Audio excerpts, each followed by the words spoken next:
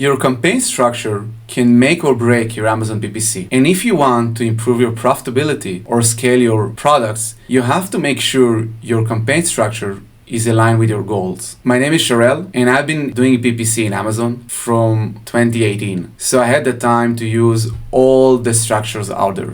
And there's two campaign structures that we use in Nomads that stand out the most. In this video, I want to show you how we use them and how they can align with your goals of increasing your profitability or scaling your products. So let's start. For the sake of this video, I want to use an old account who's been selling on Amazon for over 10 years. And I want to show you which campaigns used to work well in the past, what campaign structures working well now, and how you can use them in your own brand. So around 5 years ago plus, people used to have one campaign, multi-ad groups, and sometimes even multi-match types in each ad group. And it used to work really well because you didn't have to have that many campaigns. And when Amazon was smaller and the CPC was cheaper, we can actually give Amazon more control. We can give Amazon all the keywords that we want to rank on and tell Amazon, okay, because the CPC is low, just try and give me sales. And we didn't even check tacos. We used to check only ACOS. And because, as I mentioned, the search volume wasn't that high and the CPC was very low, we can get sales from ton of keywords very fast. Now, time changed and the CPC is increasing year over year. So if we really want to rank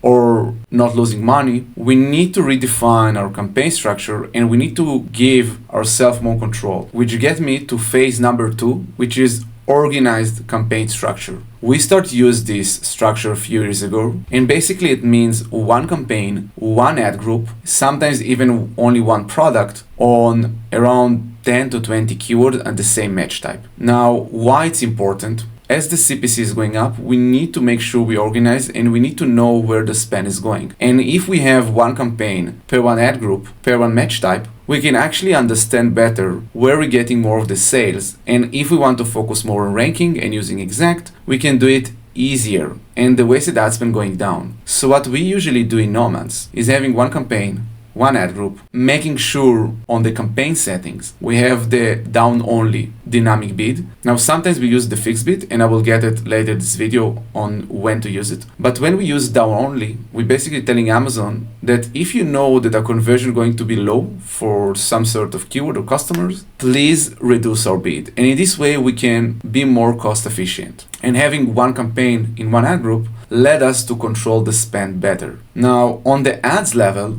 usually you want to have the best child variation you have. But if you're selling on apparels, if you're selling on the toys, if you have lots of variations, sometimes it's better also to have 3 to 5 products. For the amount of targets, the difference from phase 1 is that in phase 1, as I mentioned 5 years ago, we used to have lots of keywords. Now, we want to be very focused. We want to make sure we don't have more than 10 to 20 keywords. Now, the amount of keywords usually depends on your conversion and usually determined by the price. If you're selling products that are $100+ you might even have 5 keywords. If you're selling $9.99 and less, you might have even 30 keywords.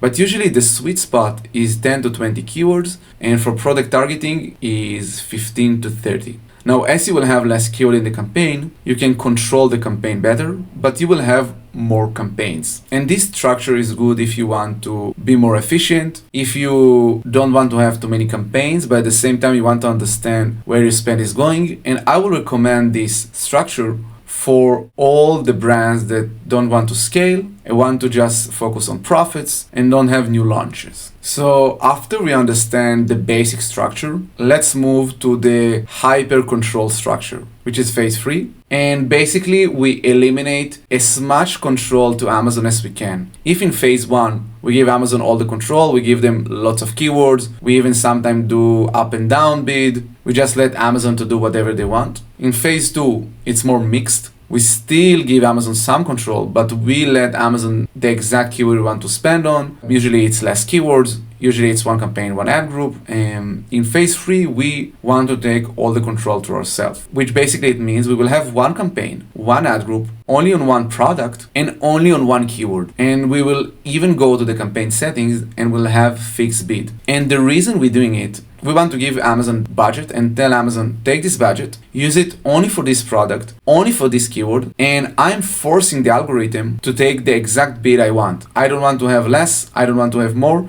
this is the amount I want to spend on the keyword, and this is the only amount I want to spend on the keyword. Now, why this structure can work really well is because our wasted ad spend will be very low. We won't have lots of keywords or lots of clicks that we don't want. Basically, we have one keyword, so we know exactly where the clicks are going. So wasted ad spend will be very low. Now, if you remember my video about wasted ad spend and why it's a myth, you will understand that it doesn't mean this campaign structure will always work. And I highly suggest go watch this video. I can put it in the description. But basically it means that our tacos will go high because we're pushing very aggressive on one keyword. But it also means that our rank is improved because we're funneling all of our spend to a very specific keyword. The good thing here is that if we want to relaunch products or we want to launch products, we want to give Amazon only 1, 2, or 3 keywords in one campaign and tell them this is the keyword I want to rank on. I'm going to push on this bid, and in this way you will know exactly how much you're going to spend and your rank will improve. Now, as I mentioned, tacos might go up, but wasted ad spend will go down. And each account is different. Some accounts you will have high tacos, low wasted ad spend, and this is great. And some accounts you will have low tacos, but high wasted ad spend, but it's also okay. It depends on the scope and your strategy. For example, in apparel, there's so many keywords, so you will want to have lots of keywords. So wasted ad spend will go up because you will have lots of clicks, but actually the CPC will be down. So the tacos probably will be 10% and even less. Now, also the bad thing in this structure is that you will have tons of campaigns, and we nomads don't believe to have fully AI automated campaigns. We like to mix it. We still believe that manual and human touch is very important, and if you have gazillion amount of campaigns, it will be hard to track them. And also keyword with low search volume actually won't perform well in those campaigns. So we like to have the hybrid approach, which basically taking 1 to 3 of your best keywords with a high search volume, and you can check them in the rank radar. For example, this keyword have this amount of search volume, this keyword have this amount of search volume, so they're pretty high. You can take 2 to 5 keywords, especially in the launch phase, put them in a single campaign, single ad group, one product, fixed bid, and probably your rank will start to improve. And at the same time, taking the low search volume keyword, which you know that they have low search volume, but the CPC is much lower, and group them into 10 to 20 keywords and give them a theme name. For example, because if you're selling on categories that have lots of keywords like toys, apparels,